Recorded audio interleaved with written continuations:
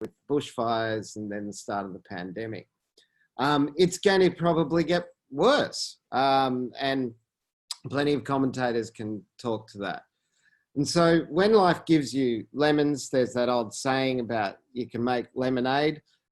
If you know things are about to get tough and you suspect, as most people do, that the government has spent a lot of money, so it's going to retract its grants funding initiatives. It's going to be where it's spending. It'll be spending on infrastructure, building pieces. You're likely to see the banks retreat. You've got record levels of personal debt, and globally, the debt scenario is 8 billion of us owe something like $47 trillion, but nobody knows who that debt is to. The whole world's about to get a bit shaky. So equity crowdfunding might be a way to get you the capital your business needs from September and onward. But I'm not going to tell you that it's all rainbows and easy and an amazing way to simply get capital into your business. It's expensive.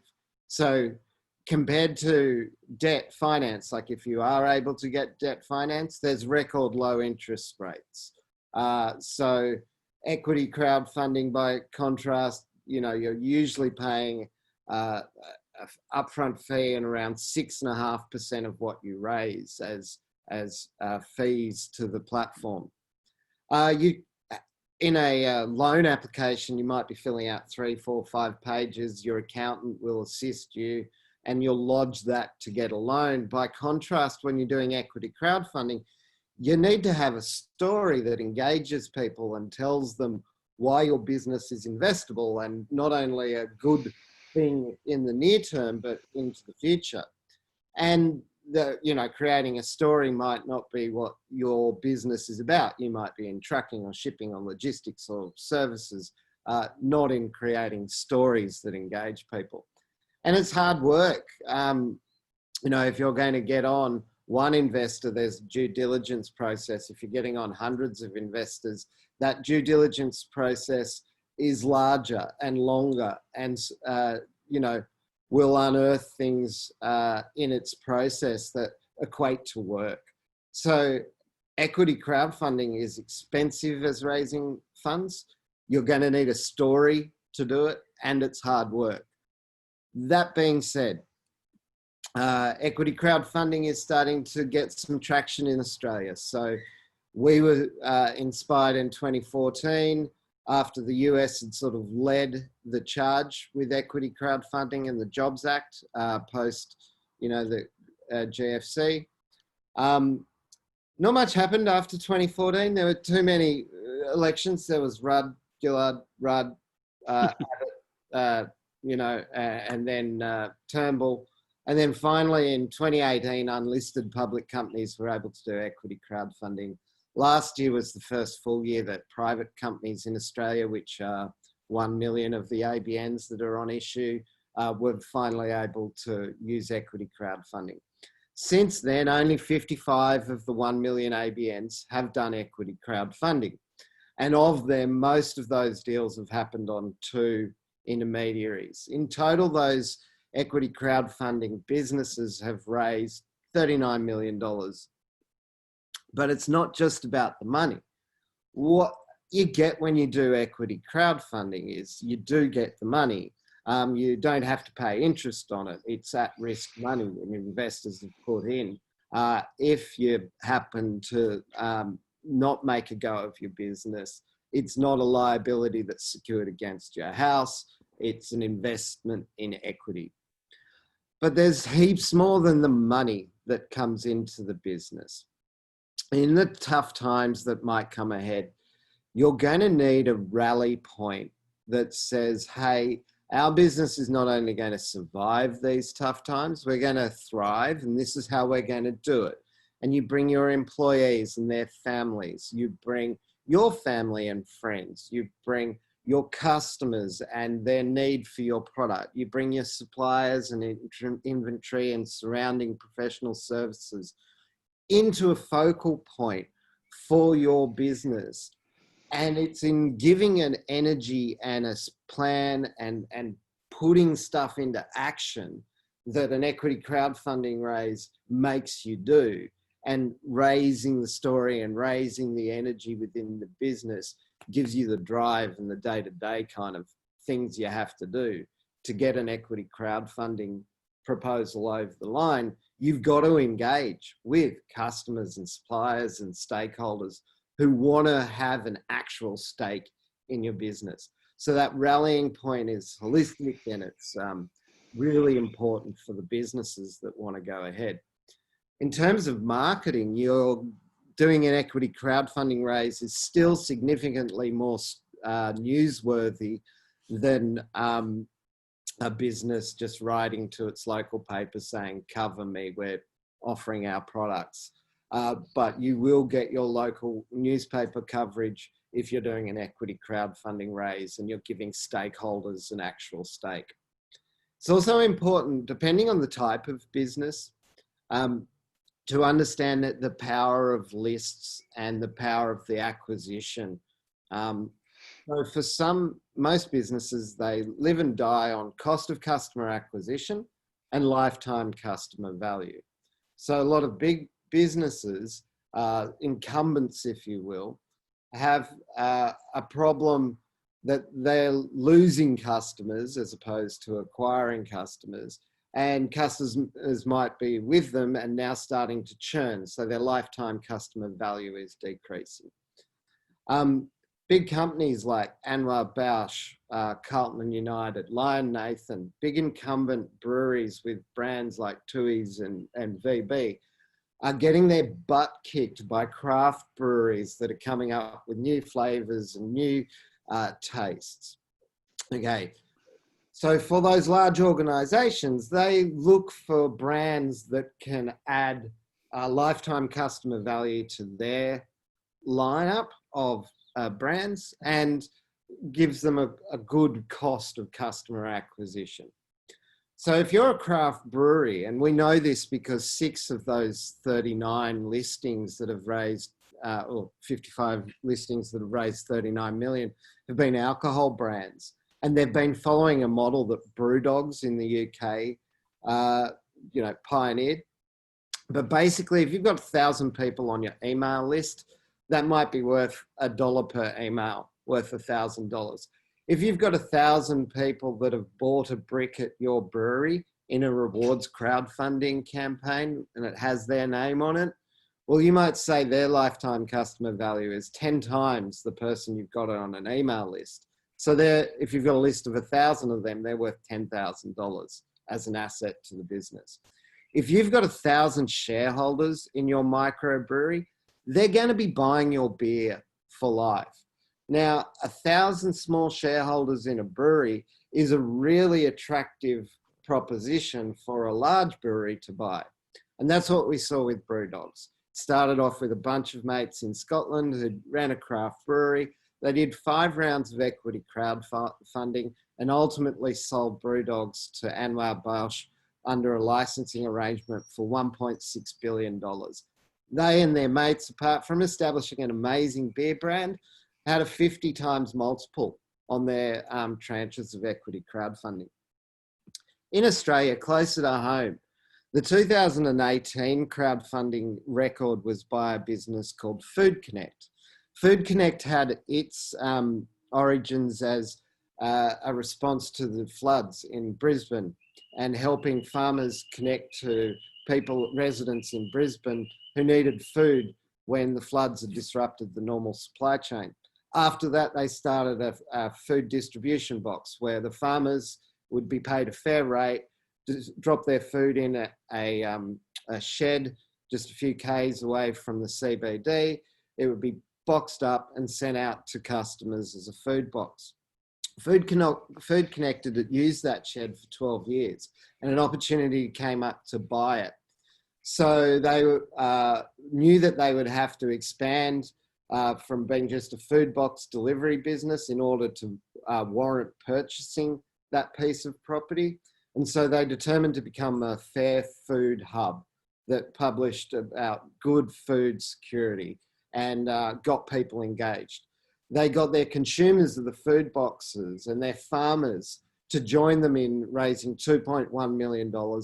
And they bought the shed that they'd previously leased and started a fair food hub. The people who came with them on that journey did so because they were interested in fair food, not a return like a Facebook-like return, not a unicorn return, but a fair return. Sheba is an all-female Uber, and in 2019, it broke the record by getting $3.1 million in. Most of that was from its female drivers and female customers. And these women have felt unsafe in society for years and felt unsafe using Uber. And so what they did was created a Sheba that had police checks for all the women drivers, working with children's checks. And this opened up niches that allowed nurses at the end of the night shift to get a Sheba home, or for women to organise for their kids to be picked up from school and taken to gymnastics, knowing that the people who are driving are women with police checks and working with children's certificates. Sheba has been able to carve out a niche and acquire a loyal customer base and, you know, significantly compete against Uber and Lyft and all the other rideshare businesses in Australia. So what's the point of telling you about Brewdogs and the 50x return and the lifetime customer value that you can get through equity crowdfunding? What's the point of telling you about Food Connect and their story around food sovereignty and fair food, and Sheba and its women's empowerment story? It's because crowds aren't about the funding. Crowdfunding works when a group of people identify a problem and a solution that they want to co-create and ultimately use in their life. Crowds are about the story. Unfortunately, funding is not about the story. Funding is about compliance. And when you go to the equity crowdfunding application, you're faced with this problem that the platforms are licensed by ASIC to be both the promoter of issues, but also the policeman of those issues. So the platforms don't want any fraud. They don't want any misrepresentation. ASIC, of course, don't want that. And the crowd of investors don't want that. So it's a very intense environment where you've got to have your compliance, your figures, your historicals, and your due diligence in order. So you're going to need the advice of your accountants and advisors who, thanks to people like Peter, are kind of getting boned up on this stuff. So what's the point of all of this? The exercise of equity crowdfunding is a numbers exercise. It's a compliance exercise. It's going to require the work of you and your financial team. It is also a brand exercise, a story exercise, a marketing exercise, and a strategic exercise. It's going to require you to use both the right brain and the left brain thinking. You probably can't do this as an individual. You probably need to have a team around you, and that all goes towards that rallying point. Equity crowdfunding might be the best thing for your business to utilize as times get tough. You will see that if you're doing it tough, your competitors are doing it tough. You might have acquisition opportunities that equity crowdfunding can enable you to do. You might have the opportunity of grabbing market share whilst everybody else is cutting back on spending. And then when your market rebounds, enjoying the fruits of that. There are many compelling economic and engaging stories for a crowd, whether it's owning the shed you've leased for 12 years or creating a platform to go up against the big boys. If you need to or want to get in contact with me, there are my details. Otherwise, that's my presentation, Peter. Okay, thank you very much, Andrew. We don't seem to have any questions. I've been checking that while you've been going through that. But I think it's a very opportune time for that sort of conversation, isn't it? Because we, I think, are being softened up a bit by the government and the banks and financial writers in the Financial Review and publications like that, that it's going to be quite tough from October onwards for businesses. And crowdsource funding is an opportunity for some businesses. Obviously, you've got to have a vision, you've got to have a purpose in life, you've got to have a leadership team that's roaring to get out of bed of a morning and get started. And for those of you who are watching this now or watching it as a recording later on, you need to have that need to want to do something, don't you, Andrew? It's not for someone that just wants to continue to go along softly, I don't think. Yeah, it's for your ambitious clients and for those that have kind of got this view of stakeholders having an actual stake. So they want their drivers to be co-owners in the business. They want their consumers of fair food to be co-owners in a fair food hub. Your personal drive is obviously going to matter in a leadership context, but it's the collective drive. What do we want that we will pay for, that we will patronize? And if your business doesn't have that, it's probably not suited to equity crowdfunding. But if your business wants that, equity crowdfunding is more like the catalyst that enables you to rally the resources to make it happen. Yeah. Very interesting. Okay, well, thank you very much. And we'll see, we might get some questions later on. But, and as I said before, if you people who are watching on Facebook or watching this as a video, some people tell me they watch these at 3 a.m. in the morning. Well, good luck. I don't think Andrew wants a call then, and I certainly don't. But send us an email then, Peter at ESS BIZTOOLS, and I'll pass it on to Andrew, and we will get Andrew's response and send it to the questioner, but we'll also put it on our Facebook page. So thank you very much, Andrew. And you got a cold day in Sydney, have you? You got a coat on there. So. It's okay. On the Central Coast, but I'll on the Central Coast, yeah, okay. Okay, we're now going to share the screen, and I'm going to introduce you to our next speaker.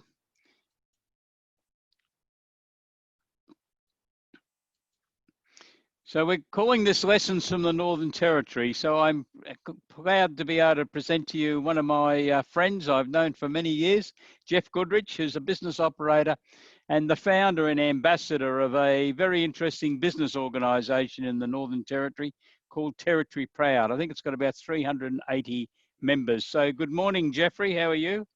I'm well, Peter, and yourself? And we're just switching. I'm good, thanks. I haven't got a presentation, so you don't need to worry about it. Oh, okay. You're on screen now, so tell us about the Northern Territory. How's it going now that you're able to start business again? Well, we all believe it's the best place in the world to be, and because we had no one person-to-person transfers with COVID virus, we are in an excellent position. But just a bit of background, the Territory's been doing it tough for some time. We had a major project here called the INPEX, and we had 8,000 people working out on the gas plant site for about 4 or 5 years. But 18 months ago, they started winding that down, and that 8,000 people has now turned into 300 or 400 people. And the consequences of the downturn and the drop in the economy, dramatic drop in real estate values of 20–25% real estate value drops, a lot of negative equity in housing. The Territory was doing it pretty tough at the beginning of 2020 before COVID virus hit. And small businesses had been doing it tough as well. We had a lot of people shutting down, a lot of companies who came to town for the oil rush left again. So when COVID came along, we were doing it tough. The government we got hurt badly by the changes in the GST distribution. So our government has been borrowing every week just to pay their own wages. So the Territory is in a pretty bad place. But fortunately, through COVID virus, we didn't have any issues. We only had 28 cases in total.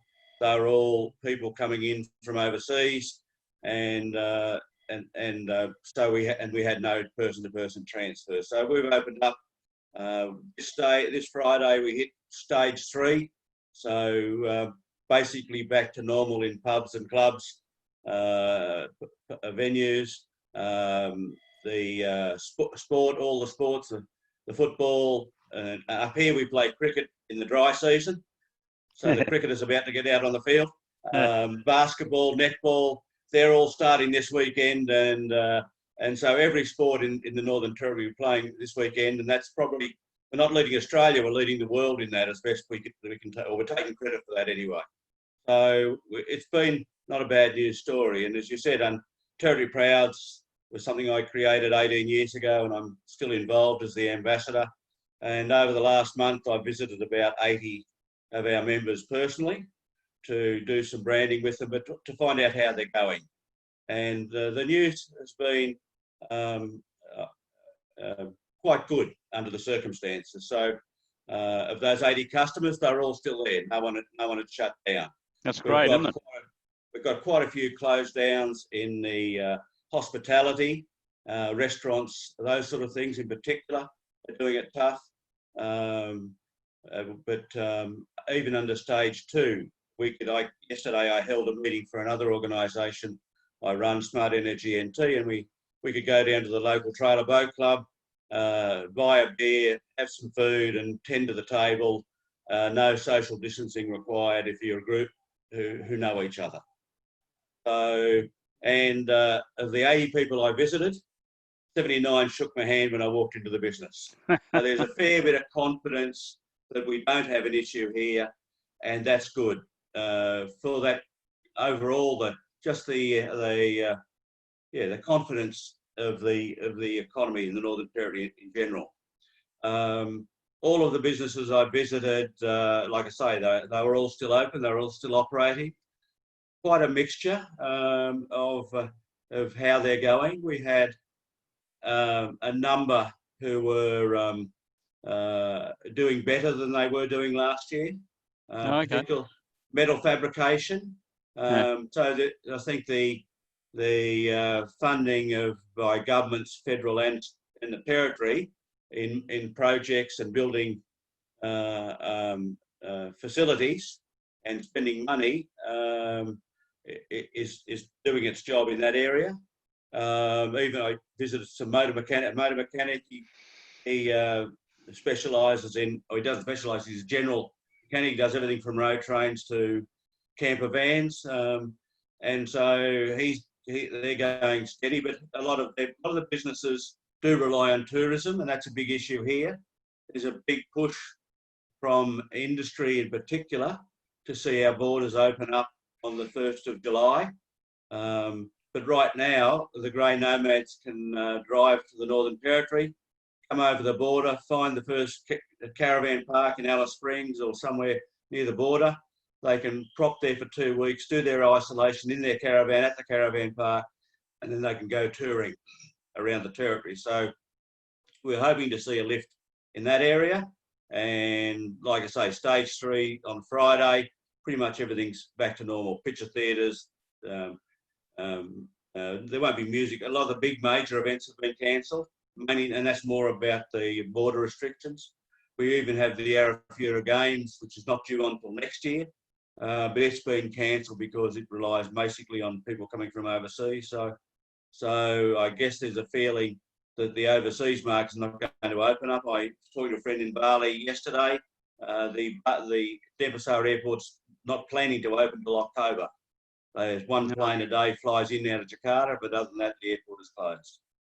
So yes, I think so. But getting the state borders opened up, and the front page of the NT News, the famous front page of the NT News, has got a photo of all the premiers, apart from New South Wales, saying, "Open the borders. We've got to get on with business." So that's the general feeling. I think my observation overall is that the territory is probably a reflection of remote and regional Australia, and so all the publicity about coronavirus really just concentrated in the cities. So the Townsville, Cairns, Mackay's, Toowoomba's, Tamworth, Wagga, they're all pretty much like the Territory. They haven't been as badly affected. They haven't had person-to-person transfer. So I see the opportunity for remote and regional, North Australia, to open up quicker than the cities can, and maybe it can be a changer.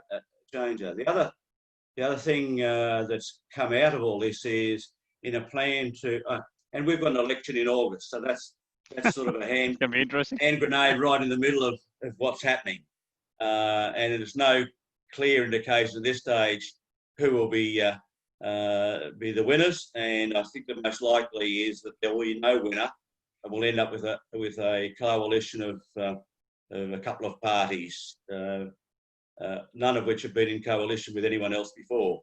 So that's going to be an interesting aspect of what's happening here. But as I say, I think the other thing that has happened, they've formed the Northern Territory Reconstruction Commission and invited some heavy hitters, including Darwin-born Andrew Liveris.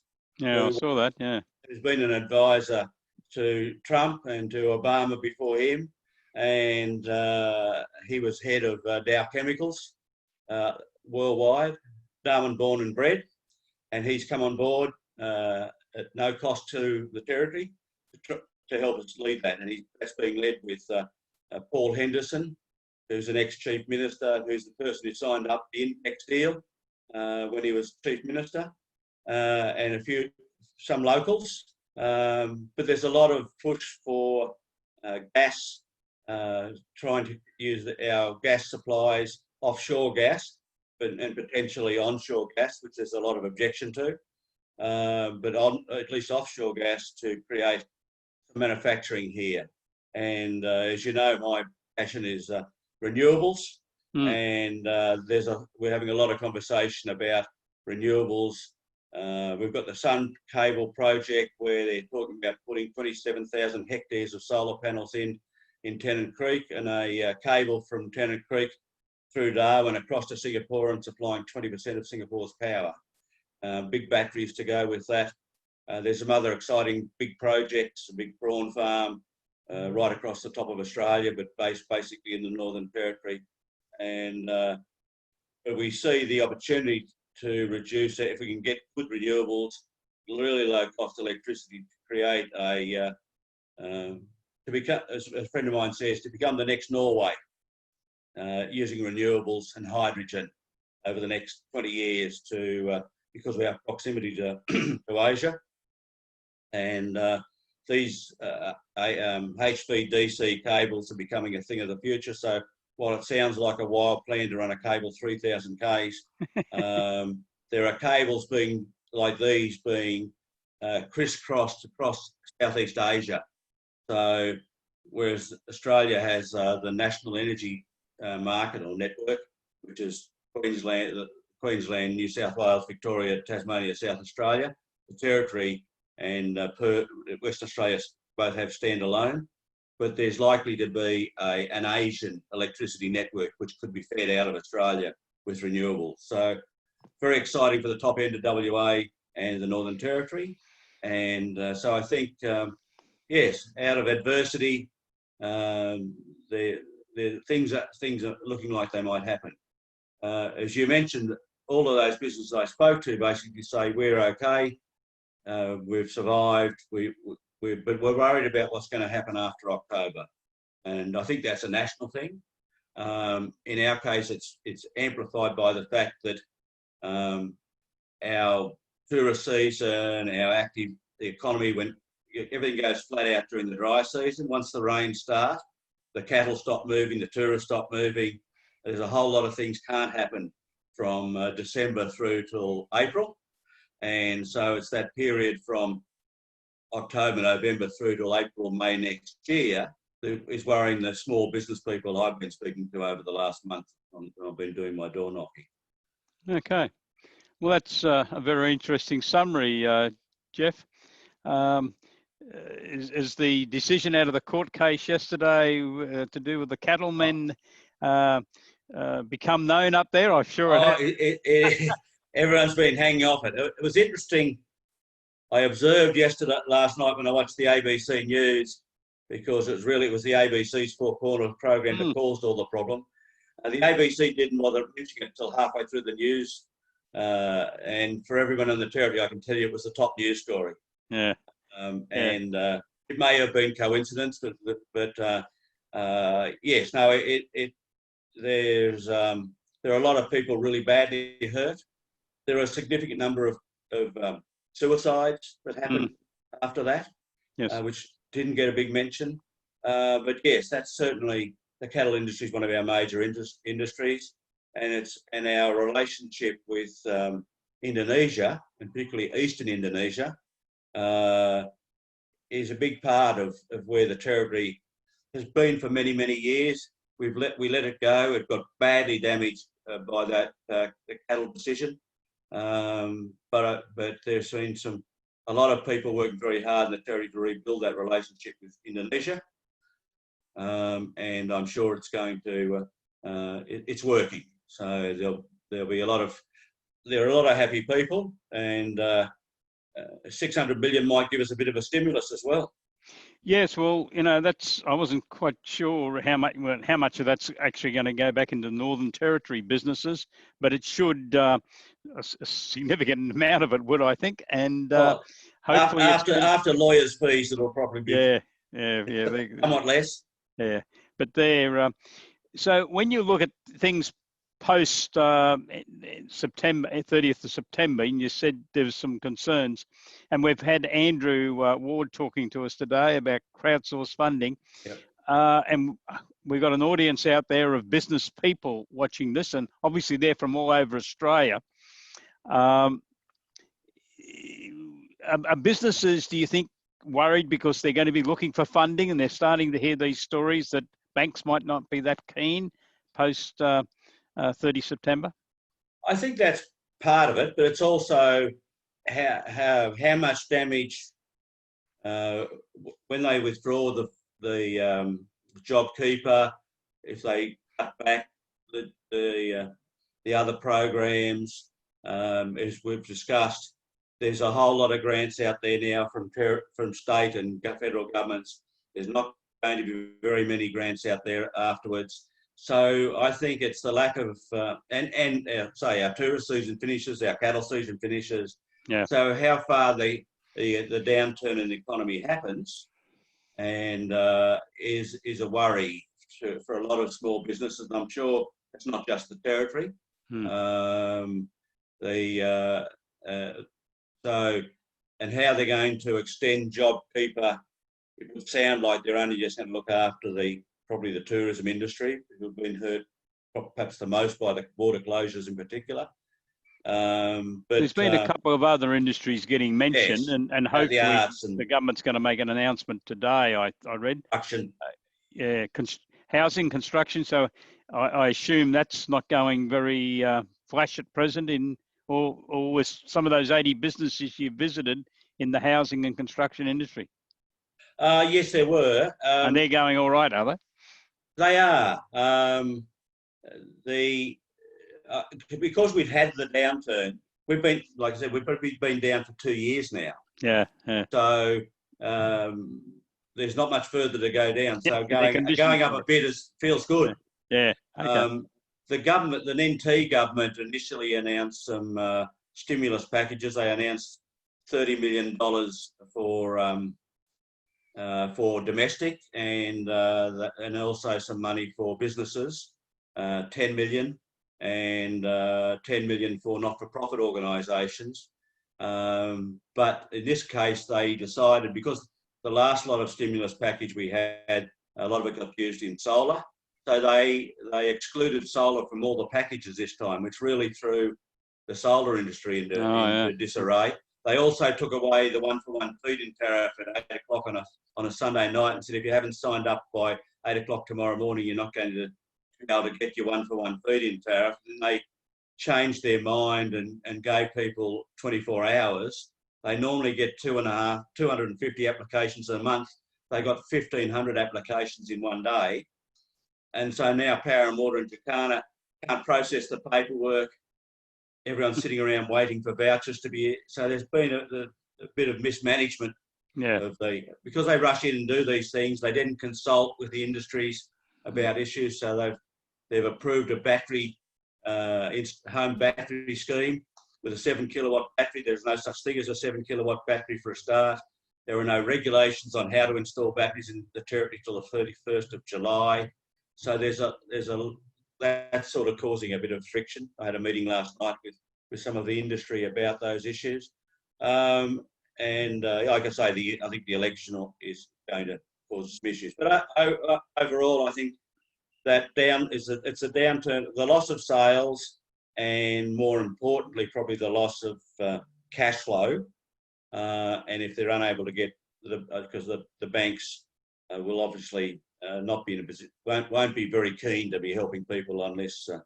Back to the old days, you've got to prove to the bank you don't need the money, or they'll lend it to you. That's Back right. to 1986. Yeah, that's right.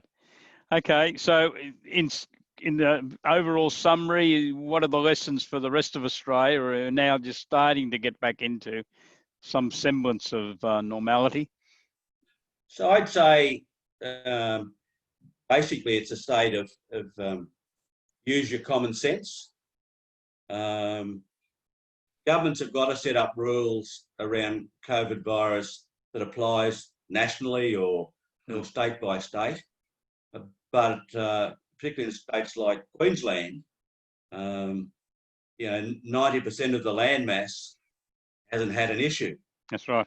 So you've got to use common sense along with safety.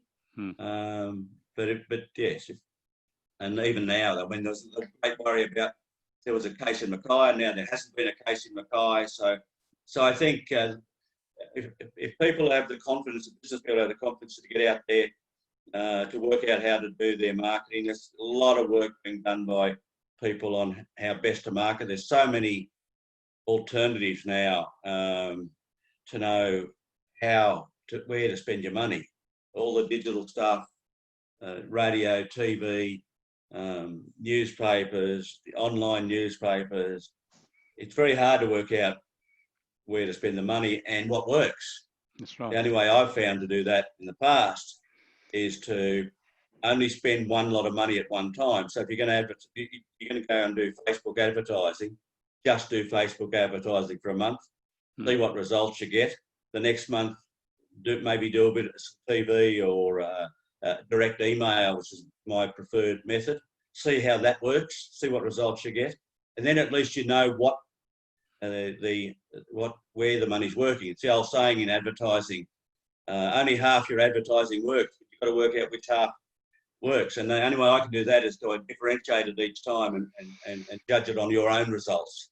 Yeah, it's always so. You've got to measure those results, haven't you? Yeah. The other big push from my point of view is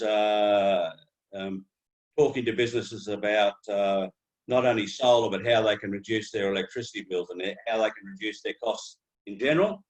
Because, Peter, $1 saved is $1 profit. That's right. $1 earned is 10 cents profit.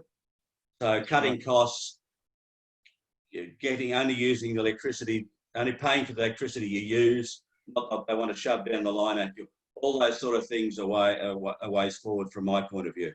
Okay. Well, thanks very much, Jeff. Pleasure, we just might go back to Andrew just for a moment. Andrew, do you? Oh, we've had that. Do you see anything different from any questions you had then? No, but I was enthused to hear Jeff talking about renewable energy and particularly interested in that Asian energy network.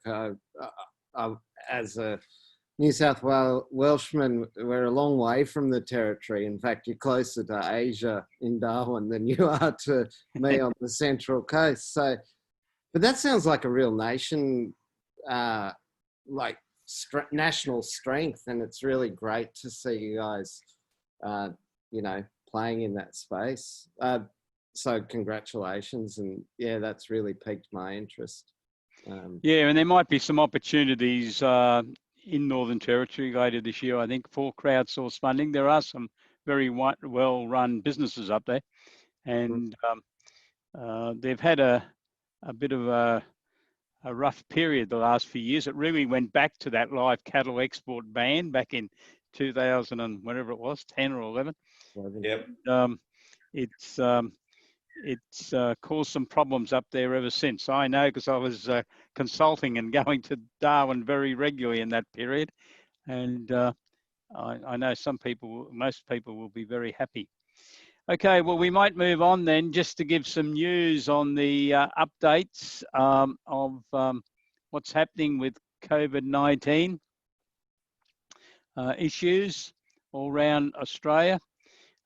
Just a reminder for people in business, especially if you're doing this yourselves and not utilising your accountants, you have to lodge your May JobKeeper declarations. That's your turnover for May, your estimate for June, and the details of your wages that you're paying, that you're claiming the $1,500 per fortnight.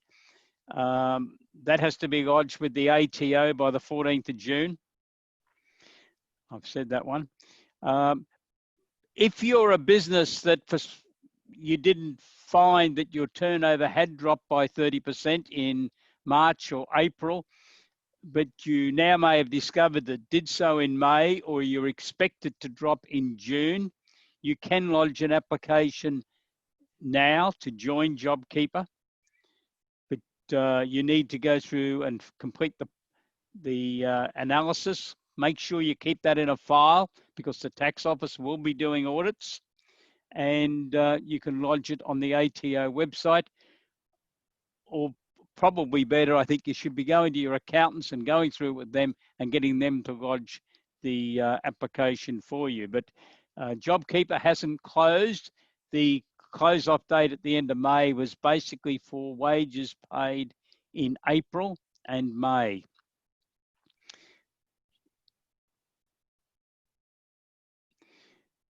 Just a reminder also, because we've talked a couple of times there in the interview with both Andrew and with Jeffrey about what a lot of us expect is going to be a problem post 30 September. And that is that the banks really won't have any appetite left for funding for SMEs. The coronavirus SME guarantee loans are underway. They're being funded by a special allocation that has been made available by the Reserve Bank and the Australian government. That money has been allocated to banks to use to loan to SMEs, but any money not lent by the banks by the 30th of September is to be returned to the Reserve Bank. They were the rules that the Reserve Bank imposed when they made those funds, which total $105 billion to the banks.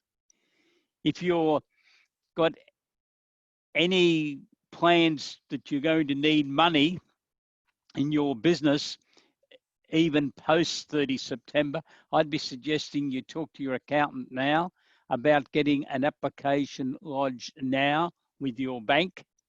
It's taking the banks, I understand, 6 or 7 weeks to process these loans. I don't know why it's taking that long. It's probably because they're so busy.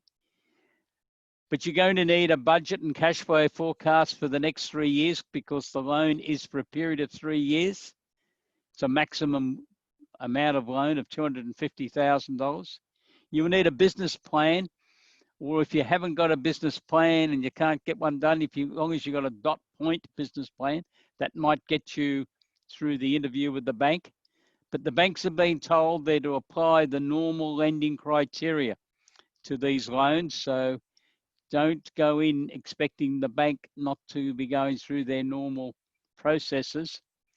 And the Australian government is guaranteeing 50% of the loan. So you borrow $250,000, the Australian government's guaranteeing $125,000, but the banks are not able to get direct security from you. So they're really going in there at a potential risk of $125,000, the way I see it all. I hear one bank at least is asking for personal guarantees. I think that's probably reasonable, but some people might argue with that.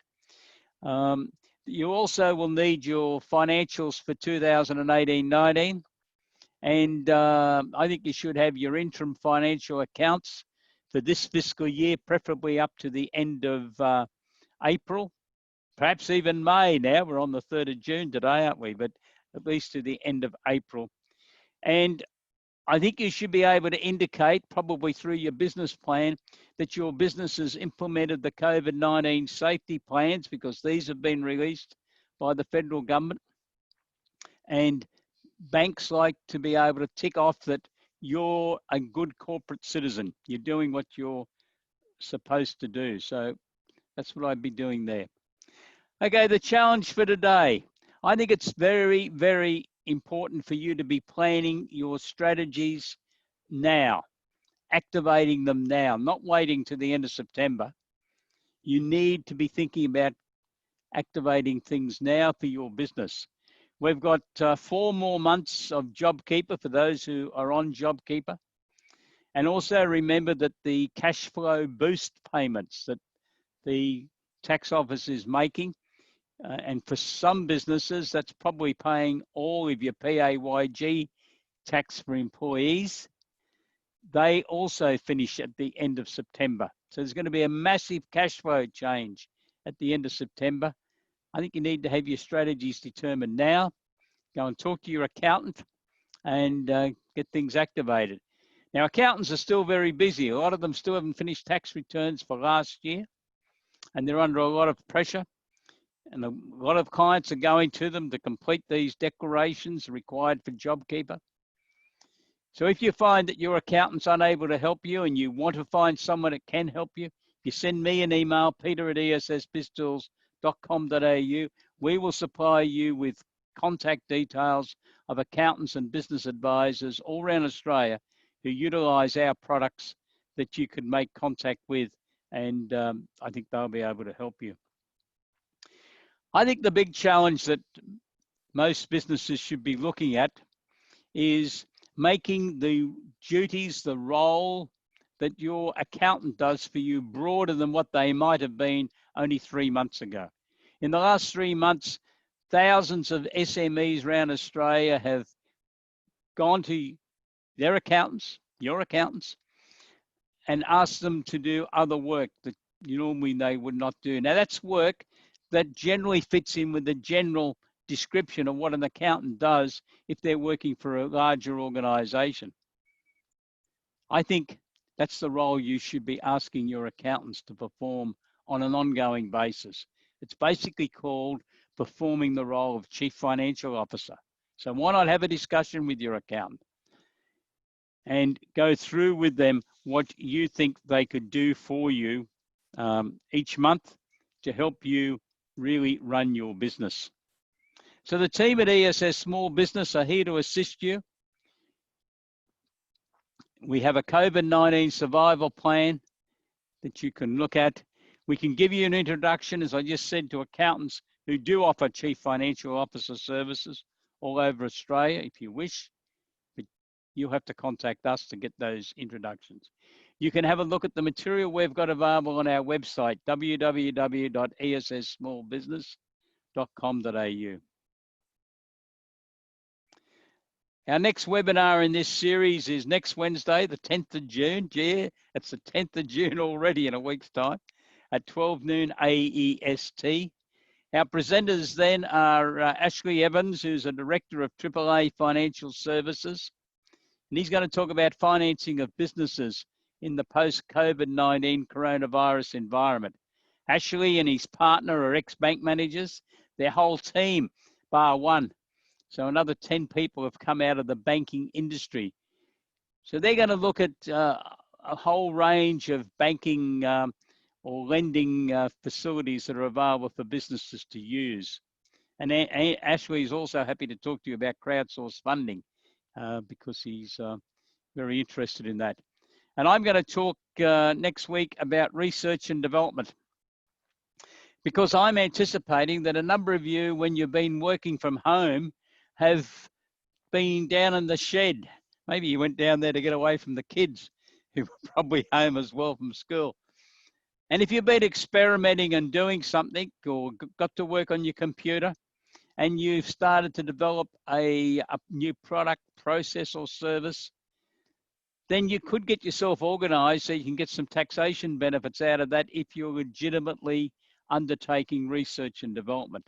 So that's the reason we're introducing that next week, because that flows into crowdsourced funding. You may develop something that you then need to raise some capital. And the capital we would be looking at, if you're a startup researcher, would be early stage innovation companies, but more about that next week. If you want to register for those webinars, please go to www.esssmallbusiness.com.au/webinars, and we would like to see you. And for more information, you can visit our website. There it is, esssmallbusiness.com.au, and you can go onto the Survival in Difficult Times, Learn More section, which is where we've got all of the COVID-19 material that we have available. I've still got no questions. I hope that means we have answered all of your questions today. But as I've said before, and especially for the people watching us live on Facebook, you can send an email to me, peter@essbiztools.com.au, and I will pass the questions on to Andrew Ward and Jeff Goodridge, get you the questions back. We'll send them back to you, but we will also place your question and the answers submitted by our experts onto our website. And if you don't want your name put alongside that question when it goes onto our website, just mention that in the email to me, please. So stay safe, but please start thinking about post 30th September 2020 now. Thank you for participating in this webinar today. Thank you very much, Andrew and Jeff. Peter. Pleasure. I was very appreciative of your contributions today, so thank you very much, and have a great day to everyone, and we'll talk to you again hopefully next Wednesday when we present our next webinar in this series, which is running through until 30th of September. Goodbye.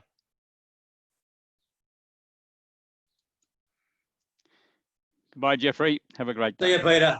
See you, Peter. Thank Goodbye, you. Andrew. Bye now. See you, Jeff. See you, Andrew. Okay. Bye-bye.